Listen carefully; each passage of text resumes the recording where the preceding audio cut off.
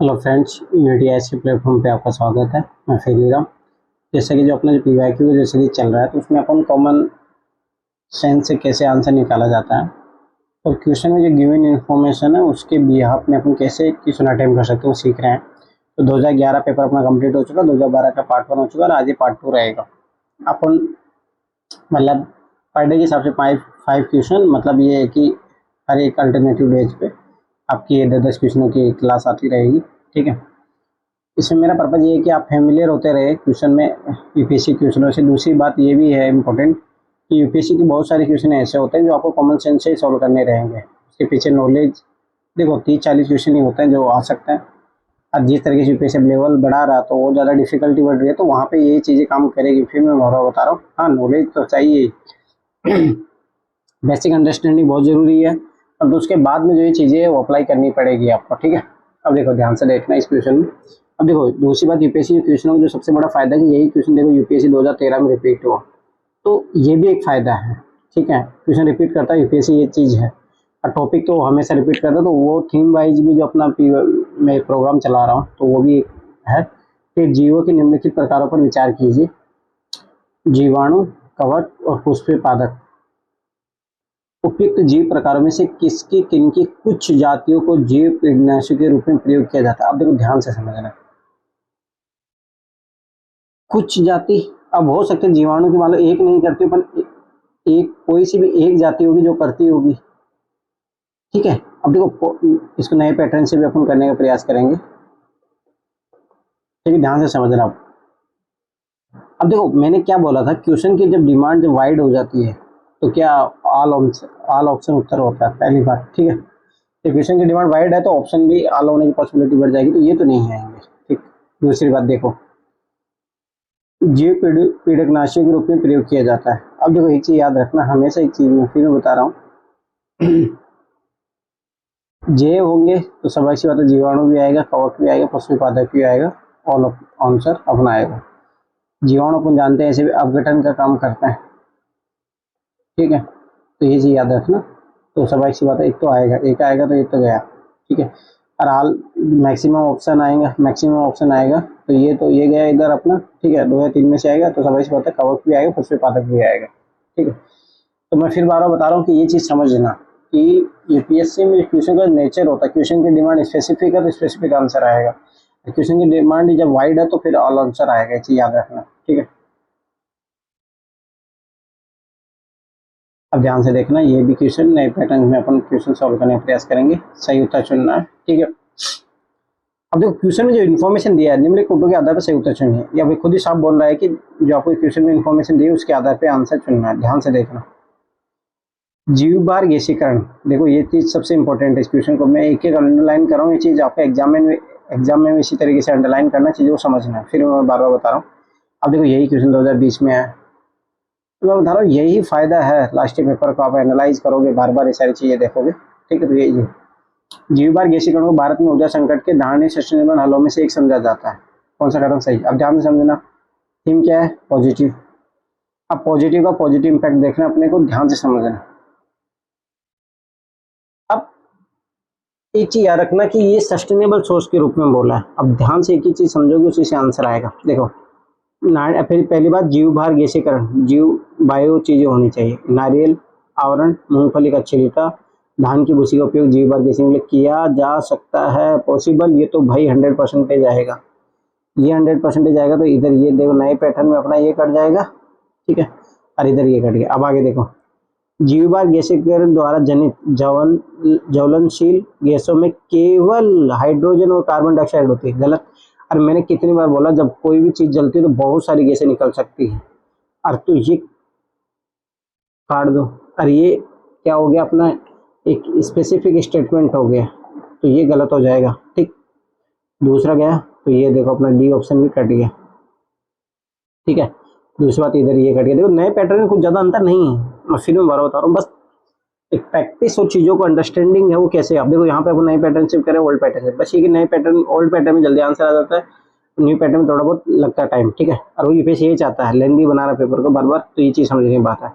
अगला देखो, जीवबार गैसीकरण द्वारा जनित ज्वलनशील गैसों को ऊष्मा उत्पादन में सीधे ही उपयोग कर सकते हैं।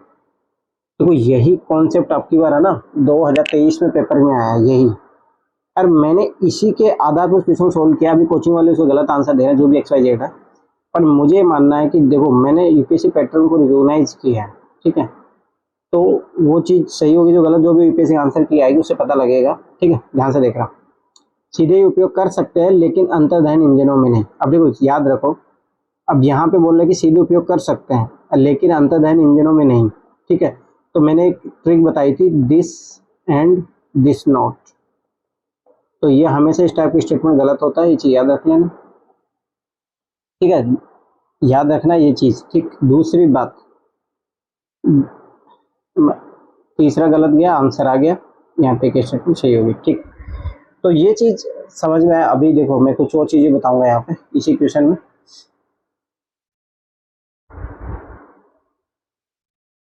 ठीक है, ध्यान से देखना।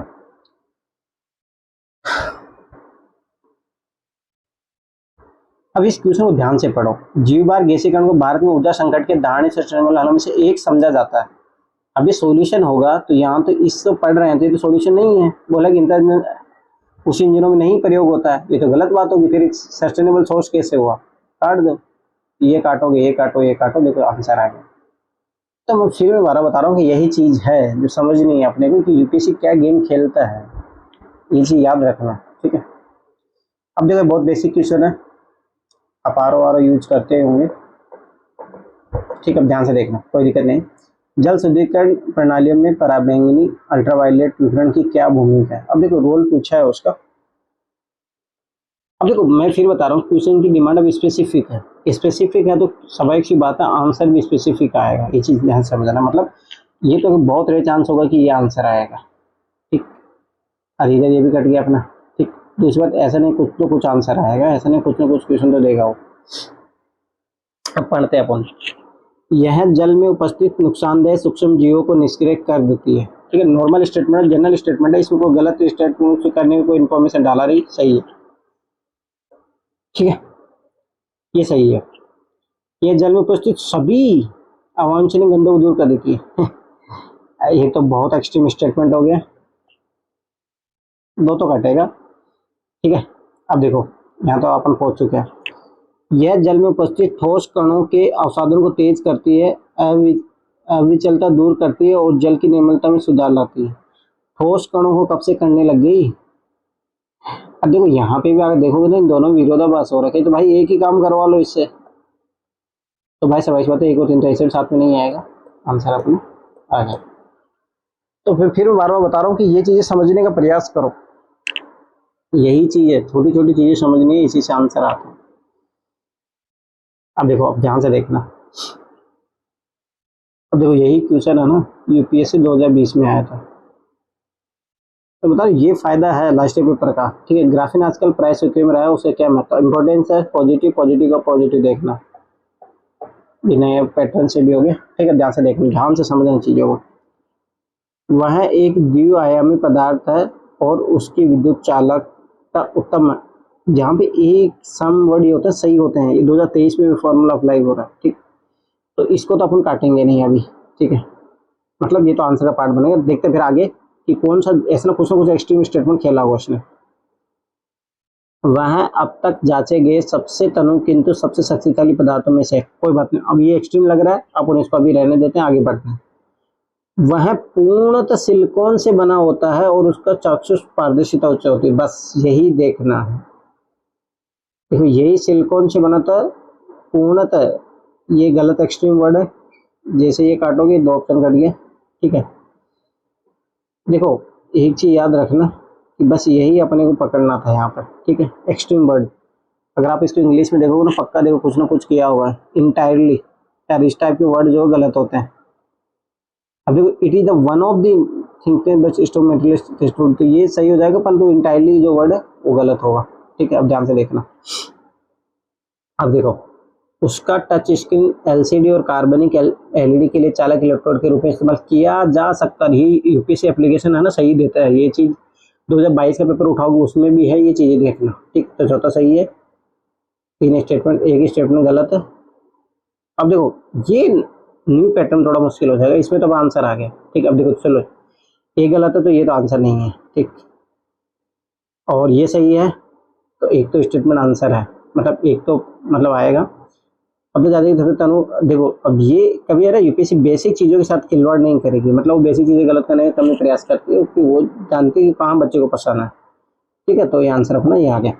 अब देखो मेरा कहने मतलब कि हाँ थोड़ा बहुत तो है चीज़ें, परंतु फिर भी ऐसा मैं फिर बता रहा हूँ, बार बार एक ही चीज़ बोलूँगा, चीज़ों को अगर समझोगे ना तो चीज़ें मैनेज कर ले जाओगे आप, ठीक है। अब देखो ये इस टाइप के क्वेश्चन यूपीएससी हमेशा दे रहा है पॉल्यूशन रिलेटेड, तो ये चैप्टर अच्छे से कर लेना, ठीक है। कौन सा सही उत्तर है ध्यान से देखना। अब जो क्वेश्चन में इंफॉर्मेशन दी है उसी का आधार सीखना है। शरीर में श्वास अथवा खाने से पहुंचा शीशा लेड स्वास्थ्य के लिए हानिकारक है, ठीक है।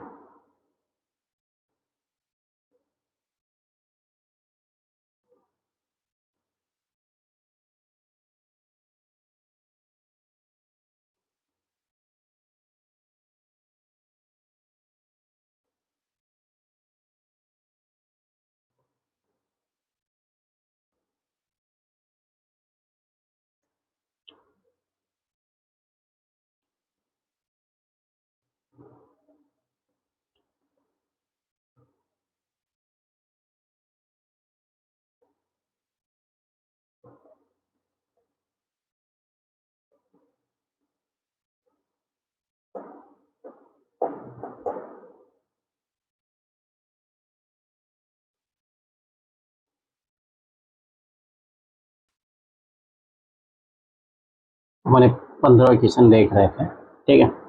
तो